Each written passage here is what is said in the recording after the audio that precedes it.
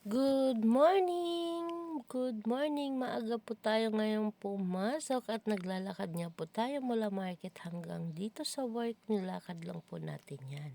At napakagaan pa po ng traffic today in this moment. Yes guys, wala pa masyadong sasakyan dahil maaga pa po. It's already 5 o'clock in the morning.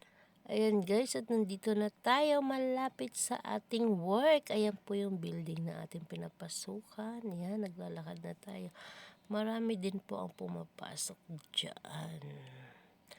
Ayan, walking.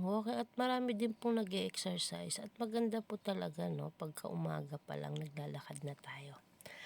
Para at least nakaka-exercise tayo na hindi natin namamalayan. Ayan, ang ating water. Ayan po yung ating fountain. Pero wala pa po siyang tubig na madami. Ayan. Tahimik pa po ang paligid dahil maaga pa guys.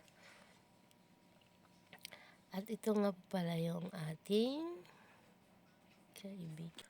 At yan po pala yung ating friend. Ayan. Ayan, walking na tayo at marami pong tao dahil marami pong panggabi dito. At syempre marami pong tumatambay dito sa ating Starbucks.